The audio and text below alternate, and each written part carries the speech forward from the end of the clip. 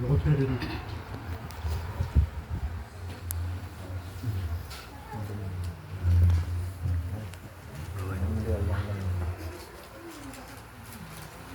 alhamdulillah bukti kita 25 birunya buat berani bawa tadi kita rujuk cara 2 Mei. Selanjutnya dalam halnya kamu biasa diberi budungnya jika gejuk tanda 2 Mei punya terjadi hal yang hendak saya inginkan terkait doa baik rezeki Allah. Mungkin dia karena lelaki tempoh itu yang benar ibu Rod.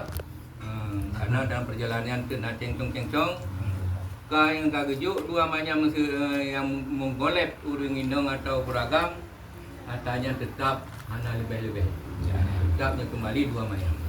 Nantinya urang agam yang segi calon yang bergaji yang terserah tu. Tapi yang dari indong yang kagejuknya dari kamu hanya melaki 2 kali lipat. Tetap baduk 2 macam dikmatkan.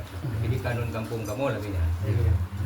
Jadi yang untuk sementara dan lelaki tempoh itu mungkin dalam keadaan lagi mungkin urung-urungnya nak gebabung jarabi untuk ibarat di anak uwa kunci mungkin nak cucu sapu anak pilu anak lupu nak pada bawahnya yang tu sebagai nak di keberkahan kita yang bersama.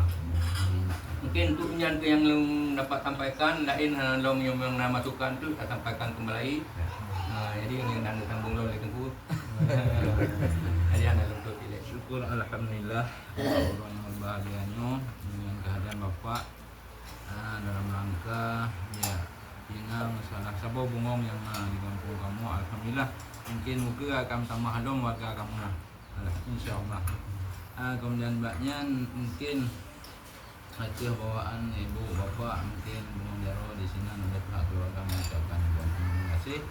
Mungkin hal-hal yang boleh kita sampaikan ataupun tapi menurut sabohan kagayo pegat apa ketetapan situ nah mungkin kadang pawai itu paling trip itu dalam perjalanan yang juga tahu dok buku yang cukup betul itu jadi hanya imbalan 2 kali sama sih ada inong nanti kita bingung ini buku di hanya tengok-tengok itu rabai ini agak maju mana nango nah ya jamu mesti nào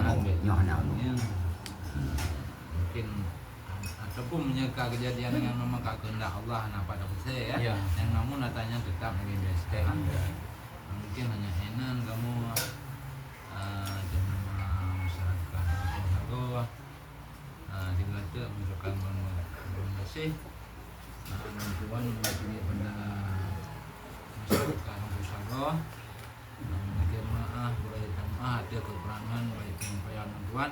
Mengakhiri assalamualaikum warahmatullahi wabarakatuh. Waalaikumsalam warahmatullahi wabarakatuh. Jadi masa jadi kata sama-sama tak dengar buku yang kagugah itu pulanya moga-moga wekna ke hal-hal yang hana tak inginkan. Jadi untuk nak di urungnya darah baru yang mak calon tua untuk kutuk encin. Jadi nyok nak kadang yang dapat long sampaikan lebih dan kurang long KMA mungkin tindak dengan damo yang untuk dari dia kurang kalau nyo long KMA boleh dekat. Akhiri wabillahi taufiq wal hidayah. Assalamualaikum warahmatullahi wabarakatuh. Waalaikumsalam warahmatullahi wabarakatuh.